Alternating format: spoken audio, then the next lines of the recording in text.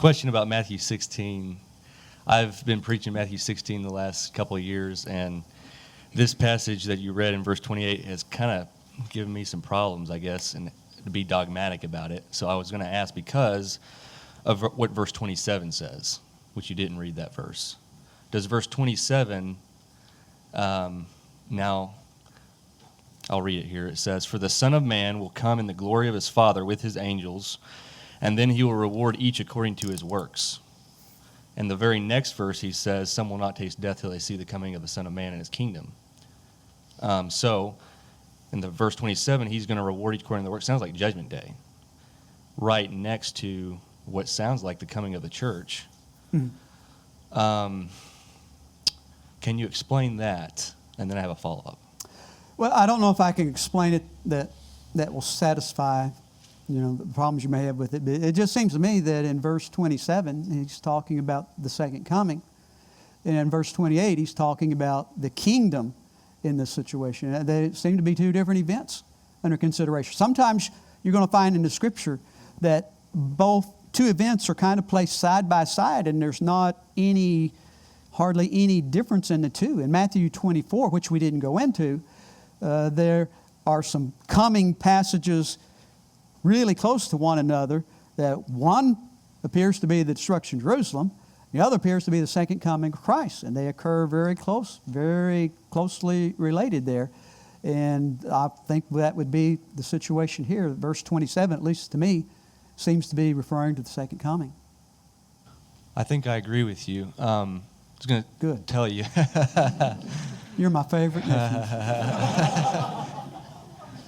I read somebody on this, and they said that they were talking about the Danielic prophecy of the Son of Man in Daniel 7:13 through 14, which seems to be the background for both of these statements, and how sometimes that can be used by Jesus, that prophecy, in an inaugurated sense and sometimes in a consummated sense. And he proposed that verse 27 was the consummated interpretation of that, and that verse 28, the inaugurated interpretation. And that sounded correct. But I'm glad we agree. I was just going to see if you could confirm that. Well, that sounds very good. Thanks very much. Excellent. So I have two questions that are connected. The first, are there any prophecies of the second coming of Jesus in the Old Testament? Well, I'm on complete ignorance at this point. I hadn't thought about that. Well, connected to it, but this relates to something that you Well, did if I don't know the share. first one, how can you do the second? Connected, but we'll see if we can work through it. Based on what you shared about Acts 1:11 and the implications of the second coming being a visible coming. In Revelation 1:7, "Behold, he is coming with the clouds, and every eye will see him, even they who pierced him, and all the tribes of the earth will mourn because of him." And the connection that is evident or apparent between that statement and Zechariah 12, verses 10 through 14, when he says, "I will pour on the house of David and the inhabitants of Jerusalem the spirit of grace and supplication. Then they will look on me whom they pierced. Yes, they will mourn for him as one mourns for his only son." So there's at least similar language.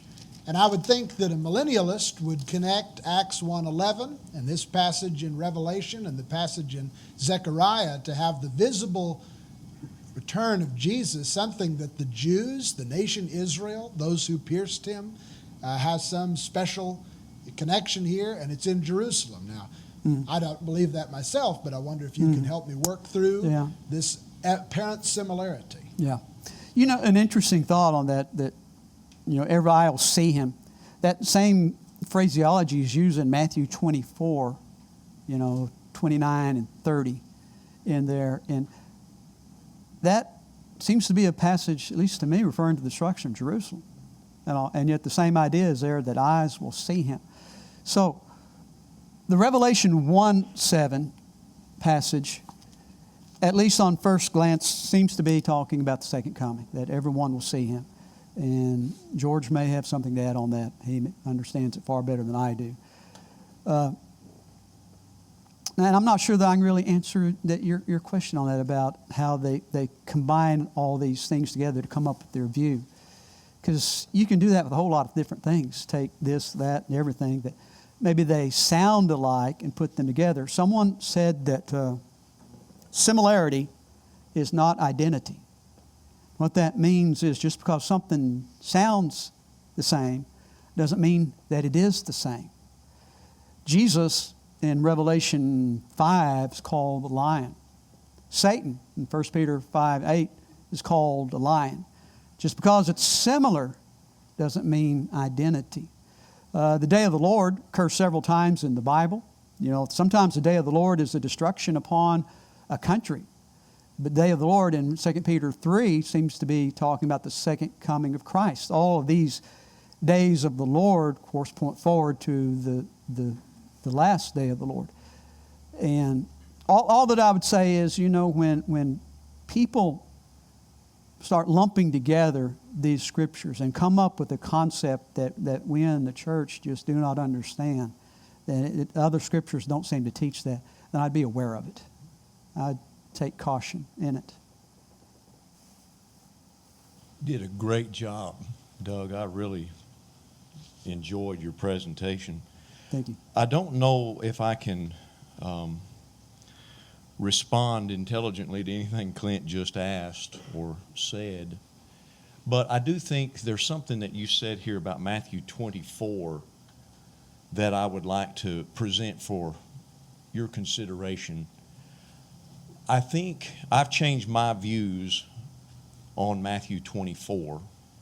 I don't think it's quite as easy to take chapter 24 and just divide it in half between verse 34 and 35 and say everything that happened before verse 34, that's all Jerusalem's destruction, and then everything after that is the second coming.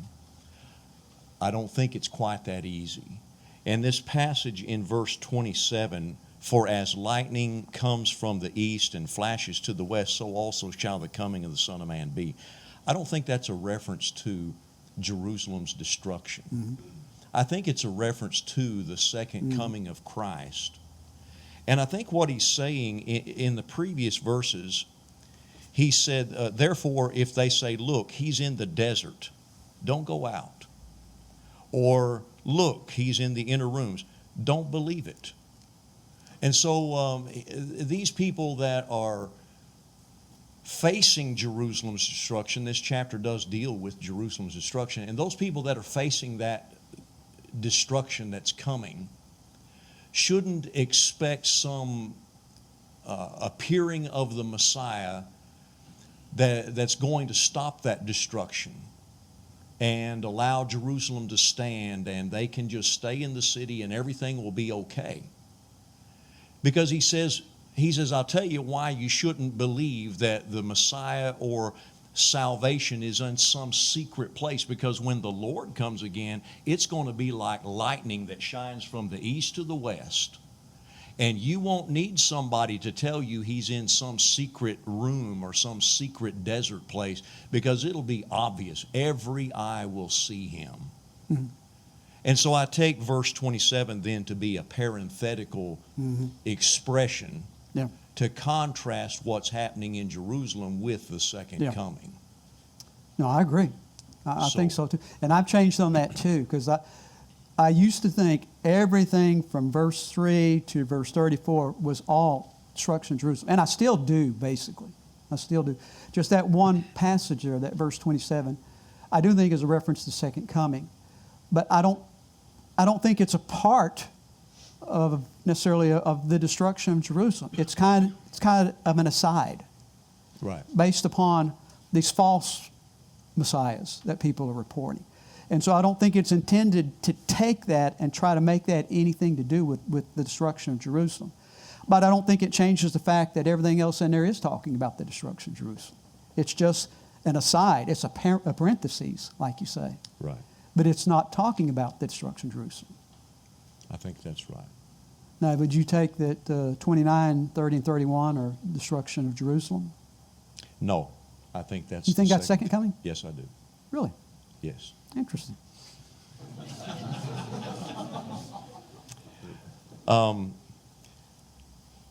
One thing I wanted to say without getting any further into Matthew 24 is in Hebrews 9 and verse 28, those who eagerly await him.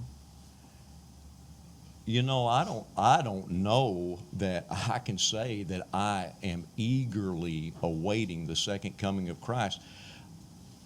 I'm pretty happy right now for life to just keep on going. I enjoy my life.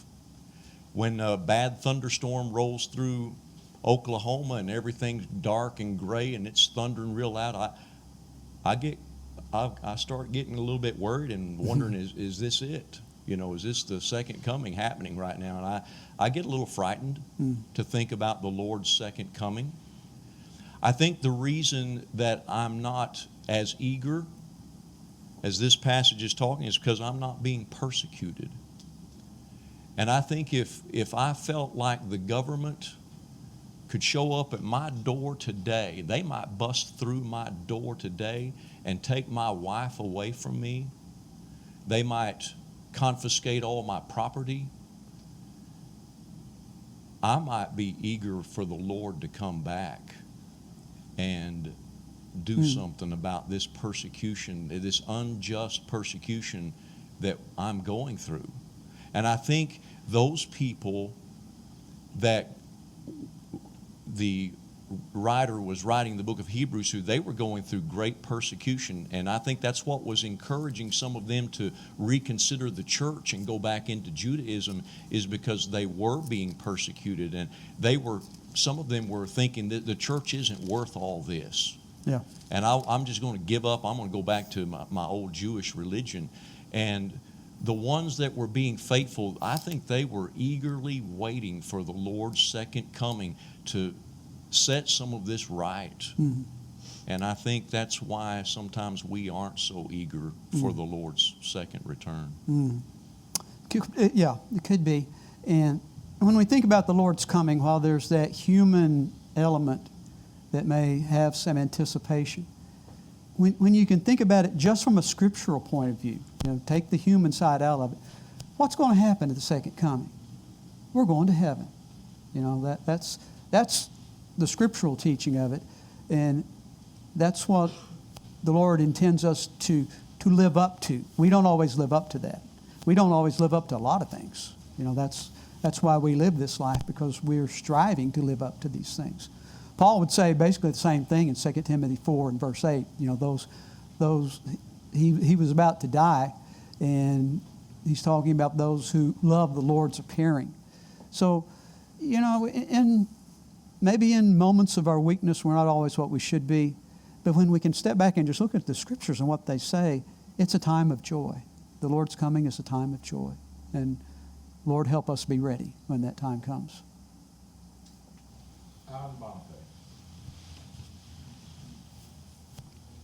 Well, this got a little more complicated.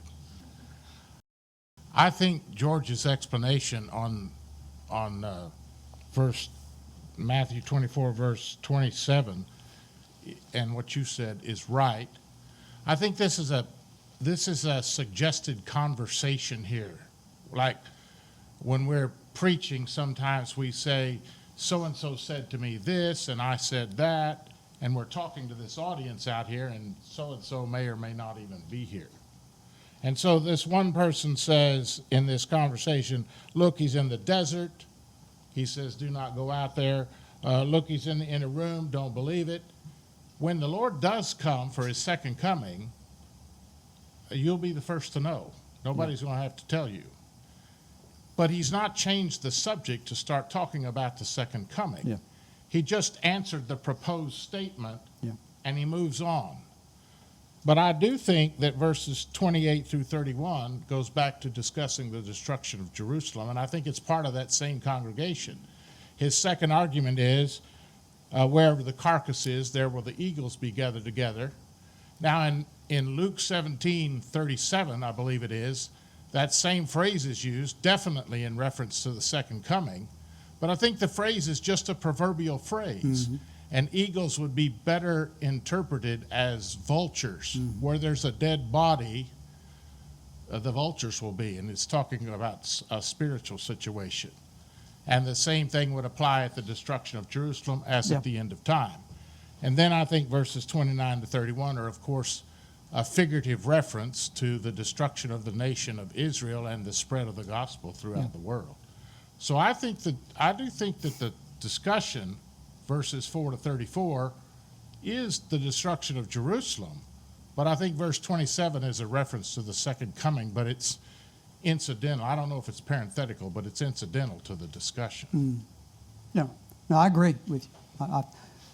At least for myself, I understand that 29, 30, and 31 still to be referring to the destruction of Jerusalem using apocalyptic language. Doug, since you have a little bit of time, for some of these younger folks, can you show, maybe you have some slides where we talk about the coming and you're talking about judgment in the Old Testament where visitation refers to judgment when God would visit people? Okay, in Isaiah 19, verse 1, the burden of the Lord against Egypt. Behold, the Lord rides on a swift cloud and will come into Egypt. The idols of Egypt will totter at his presence, and the heart of Egypt will melt in its midst. I will set Egyptians against Egyptians. Everyone will fight against his brother, everyone against his neighbor, city against city, kingdom against kingdom, and continue. You know, that describes the coming of the Lord. But it doesn't appear to be the second coming of the Lord, Jesus. It appears to be a coming of the Lord in judgment upon the Egyptians. Now, that expression, the day of the Lord, is very similar to that. And like in Joel 1 and verse 15, the Bible talks about the day of the Lord coming upon Judah. And in the context, it appears like it was, at one time, was a locust plague. And it seems to be the Lord judging Judah for their wicked ways. And so he comes upon them in that sense to judge them for their wicked ways so they will repent. And there are several scriptures that use that expression, the day of the Lord, and other expressions that use these idea of comings, that he's coming upon them. That expression, he's coming in clouds, is kind of interesting because when we think of that expression, coming in the clouds, that clouds, the Lord oftentimes sort of appears in a cloud that describes something awesome and majestic and powerful. Certainly, when the Lord came in judgment upon Egypt and came in the clouds, that's a picture of something awesome and amazing and powerful, the Lord coming. When the Lord comes in the clouds upon Jerusalem, same thing, that's something awesome. In Daniel 7, 13 and 14, the Bible there talks about the Lord coming in clouds to the Ancient of Days. That seems to be referring to the Lord's ascension to heaven to sit on the right hand of God and to be anointed the Messiah and everything. So there's a lot of figurative, this kind of language, apocalyptic type of language that is referring to the Lord's judging nations and people and not necessarily the second coming. Now, I don't know if I've just wandered all over creation in that, but... No, that was good. I think that's helpful to everybody. All right, our last question. George wants to have one more stab at this or something. No, I'm not rebutting anybody here. I just wanted to make an observation. I was telling some young men this yesterday at the supper table about the Lord's second coming. And I find this interesting. There's a parable here at the end of Matthew chapter 24 about this faithful servant and evil servant. And then the next parable starts in Matthew 25 about the 10 virgins. 5 were wise and 5 were foolish. And these two parables, one after the other, are teaching us something about the Lord's second coming that I just found was interesting. I just thought I'd share it. The story of the evil servant, he saw that the Lord delayed his coming. And so he began to eat and to drink and get drunk and beat the fellow servants. And the Lord came when he wasn't ready for him. And he was lost. The next parable is about these 5 foolish virgins. And the Lord delayed. And they weren't ready because of the delay. They didn't have enough oil with them, and they had to go buy some more oil. And when you put the 2 parables together, they're saying, one parable is saying the Lord could come sooner than you think, like the evil servant's case. And then the other parable is saying the Lord could delay longer than you think. And that's the parable of the 10 virgins. And together they're saying, we don't know when the Lord's going to come. It could be a long delay. And all of these commentaries that are saying the disciples, the apostles, the writers of the Bible, Jesus himself was predicting a soon second coming within their lifetime.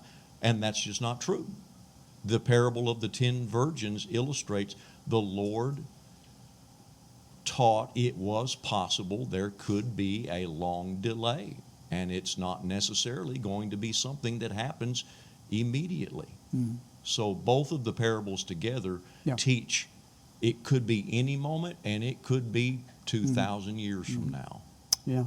So, and to top it off, there are a lot of songs, religious songs, that also seem to imply the Lord is coming soon. And he may be, but he may not be. It's hard to say that he's coming soon as far as our time is concerned. That's good.